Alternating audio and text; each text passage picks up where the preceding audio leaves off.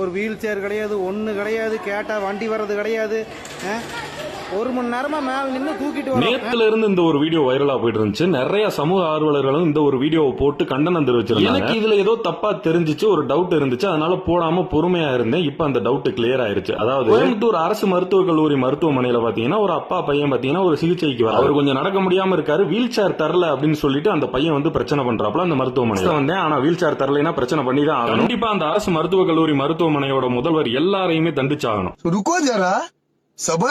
அதாவது புரட்சிகரமா அந்த wheel chair இல்லைன்னு கத்துனவர் அவர் கையில மட்டும்தான் கேமரா இருக்குன்னு நினைச்சிருப்பாரு போல. ஆனா சிசிடிவி புட்டேஜ் ஒன்னு மருத்துவக் கல்லூரி மருத்துவமனையில இருக்கும்ன்றத மறந்துட்டாரான்னு தெரியல. அவங்க மேல் ஃப்ளோர்ல இருக்கும்போது வீல் சேர் கேட்கல, அவர் அந்த ஸ்டிக்கை ஊண்டி தான் நடந்து வந்துட்டு. அதே மாதிரி அந்த வயசானவர் ஸ்டிக் ஊண்டி வெளியில அந்த லிப்ட்ல இருந்து வரும்போது பாத்தீங்கன்னா மத்தவங்க எல்லாம் வீல் சேர்ல இருக்காங்க, அவங்களுக்கு கொடுக்கும்போது இவங்களுக்கு கொடுக்காம இருந்திருப்பாங்க. இல்ல பிளான் பண்ணி பண்ணிருக்காங்க. அவர் மாஸ்க் வேற போட்டுருக்காப்ல, வருங்க கேப் எல்லாம் போட்டு. இந்த ஒரு இடம் தான் த்ரில்லிங் இடம். நல்லா கவனிங்க. அந்த 4 லெக் ஸ்டிக் இருக்குல்ல, அதை மடக்கி யார் வச்சாரோ அவரே தான் அந்த வீடியோ எடுக்கிறாப்ல. மடக்கி வச்ச உடனே ஆக்சுவலா நடந்தது என்னன்னா, இவங்க வீல் சேர் கேட்டிருக்காங்க, வீல் சேர் போய் எடுத்துட்டு வர அந்த டைம் டியூரேஷன் இருக்குல்ல, அதுக்குள்ள இவங்க ஒரு நாடகம். அதாவது இந்த வடிவேலு அப்படின்ற அந்த பெரியவரும் அவரோட பையன் காளிதாசும் வரும்போதே 4 லெக் ஸ்டிக் ஒன்னு எடுத்துட்டு தான் வந்து அதுலயே தான் அந்த ஹாஸ்பிட்டல் முழுக்க அவர் நடந்தே போயிருந்தார். அதுவும் இல்லாம அந்த லிப்ட்ல இருந்து அவங்க இறங்கி அந்த டோருக்கு வர்ற அந்த கேப்புக்குள்ள ஒரு அம்மா பாத்தீங்கன்னா வீல் சேர் எடுத்துட்டு வந்துட்டாங்க. இந்த ஒரு வீடியோ வைரல் ஆனது சம்பந்தமா ஒரு 10 நிமிஷம் தாமதமா இருக்கலாம் அப்படின்னு கருதி வீல் சேர் எடுத்துட்டு வர அந்த நேரம் தாமதமானதுக்காண்டி அந்த 2 பேரை, அதாவது ஒப்பந்த பணியாளர்கள் 2 பேரை பாத்தீங்கன்னா சஸ்பெண்ட் பண்றாங்க.